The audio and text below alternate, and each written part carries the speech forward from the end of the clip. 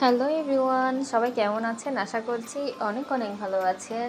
আজকের আমার video thumbnail এবং টাইটেল দেখে আপনারা হয়তো বুঝে গিয়েছেন আজকের ভিডিওটি আমার কী নিয়ে হতে যাচ্ছে। তো চলুন ভিডিওটা শুরু করা যাক। আচ্ছা, ভিডিও শুরু করার আগে যারা এখন আমার চ্যানেলে নতুন, আমার চ্যানেলটি সাবস্ক্রাইব করেননি, সাবস্ক্রাইব করে পাশে থাকা বেল আইকনটি অল করে রাখবেন, যাতে আমার নিত্য নতুন সকল ভিডিও আপডেট সবার প্রথমে আপনারা দেখতে পান। ভিডিওর শুরুতে ছোট্ট একটি লাইক দিতে পারেন, আর ভিডিও শেষে আজকের ভিডিওটা আপনাদের কেমন লেগেছে অবশ্যই আমাকে কমেন্ট করে জানাতে পারেন। তো এদিকে আমি এক এক করে ব্যাগটা খোলা শুরু করে দিয়েছি। এই ব্যাগ থেকে প্রথমে বেরোলো দুইটা ধবধবে সাদা শপিং ব্যাগ, আর এই শপিং ব্যাগ দুটো দিয়ে আমি কি করব অবশ্যই আপনাদের সাথে শেয়ার করব। এদিকে বের হয়ে গেল আমার ছোট্ট cute mini bag, mini pass বলতে পারেন, খুবই কিউট। আর এই ব্যাগটা আমি নিয়েছিলাম টেকনাফ থেকে। আমার ভীষণ ভীষণ পছন্দের একটি ব্যাগ। আপনাদের কেমন লেগেছে অবশ্যই আমাকে কমেন্ট করে জানাতে পারেন। তারপর আরও একটি ব্যাগ বের হয়ে গেল, আর এই ব্যাগটি আমি নিয়েছিলাম চট্টগ্রামের প্রবর্তক মন্দিরের সামনে থেকে অনেক অনেক দিন আগে। আমার এই ব্যাগটা মানে কেন জানি হঠাৎ করে ভালো লেগে গেছিলো, হঠাৎ করে নিয়ে ফেলেছি। তারপরেই তো ব্যাগের ভিতর থেকে আরও একটি ছোট্ট লিটল বিউটির কিউট একটা ব্যাগ বের হয়ে পড়লো। আর এই ব্যাগটা যে আমি এত পরিমাণে ইউজ করছি বলার বাইরে, মানে এত ভালো লাগতো। তারপর ওই ব্যাগ থেকে আমার আরেকটা কি বের হয়ে পড়লো, কলেজের আইডি কার্ড। তারপরে এই যে কালো মোটাটা ঠোঙা বেরোয়ে পড়লো। এখন দেখতে হবে এটার ভিতরে কি আছে। তো চলুন এটা একটু আগে খুলে নিই। খুলতেই বের হয়ে পড়লো একটি সুতার বক্স। এটা আমি এবার বাড়িতে গিয়েছি আর সুতার দোকান থেকে আর কি নিয়েছি। যেহেতু এখন আমি সেলাইয়ের কাজ করছি, এই জন্য আমার বিভিন্ন কালারের সুতার প্রয়োজন হয়, আর খুচরা সুতা কিনতে গেলে দামটাও অনেক বেশি পড়ে যায়, আর দেখা যায় মানে সব কালারও পাওয়া যায় না। এই জন্য আমি মিক্স কালার একটা নিয়ে ফেলেছি। এইটার দাম নিয়েছিল 180 টাকা, আর 60টা ছিল আর কি।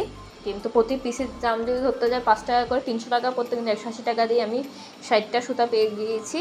তারপরে এদিকে ছিল মেশিনের তেলটা নিয়েছিল 60 টাকা, আর টিউবটা নিয়েছিল 10 টাকা। তারপরে এদিকে রাবার ছিল, যে রাবার আমি নিয়েছিলাম কত টাকা করে, 10 টাকা গজ করে, কিন্তু আমি পেয়ে গিয়েছিলাম সেদিন 3 টাকা গজ করে, 5 গজ নিয়েছি।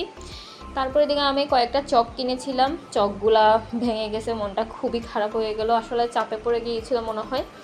এগুলি প্রতি পিস ছিল কত টাকা করে, 5 টাকা করে। তারপরে এদিকে একটা সিজার নিয়েছি, সিজারটা নিয়েছিল 20 টাকা।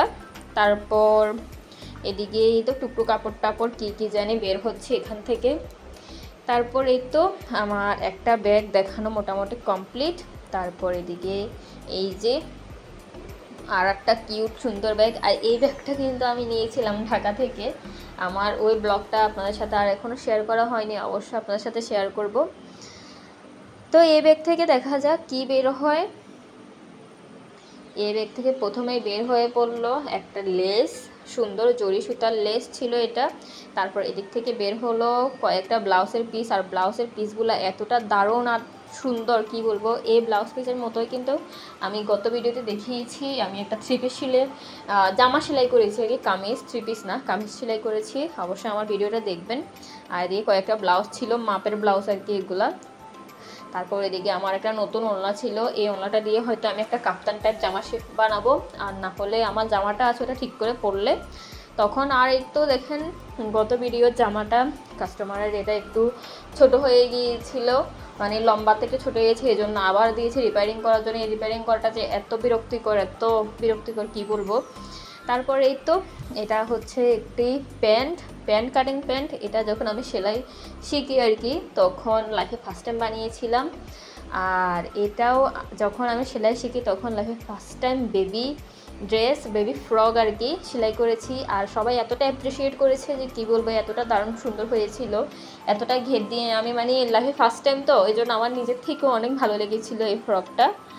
তারপর এদিকে কী বের হয়ে পড়ছে, এদিকে টুকরো কাপড়। এই টুকরো কাপড় দিয়ে কিন্তু আমি আমার সোনামণির জন্য মানে বেবি ড্রেস বানাবো, সেখানে পাইপিং লাগাবো। আর পাইপিংটা কীভাবে লাগাবো অবশ্যই আপনাদের সাথে পরে শেয়ার করব যখন আমি ড্রেসটা বানাবো তখন।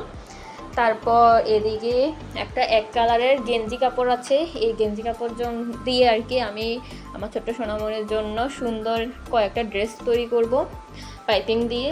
তারপর এখানে আমি ওড়না দিয়ে একটা কাপ্তান সেলাই করেছিলাম, এই কাপ্তানটা একটু রিপেয়ারিং করতে হবে, এই জন্য নিয়ে এসেছি। তারপর এদিকে আমি আমার একটা ব্লাউজ নিয়ে এসেছি। আর ব্লাউজটা কেন নিয়ে এসেছি সেটার কারণ হচ্ছে এই শাড়িটা আমি এবার বাড়ি থেকে নিয়ে এসেছি, একদম নিউ, ব্র্যান্ড নিউ নতুন শাড়ি। কেমন লেগেছে এই শাড়িটা আপনাদের অবশ্যই আমাকে কমেন্ট করে জানাবেন। এই শাড়িটা একদিন পরে আপনাদের সাথে ভিডিও শেয়ার করব। অনেক দিন শাড়ি পরা হয় না, আর শাড়ি পরতে আমার এত একটা ভালোও লাগে না, ইচ্ছাও করে না, এই জন্য।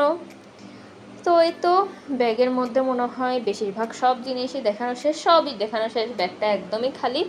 এই ব্যাগটা আমার খুবই খুবই ফেভারিট ব্যাগ, সব জায়গায় আমি এটা নিয়ে যাই, কলেজ বলেন বাড়িতে বলেন সব জায়গায়।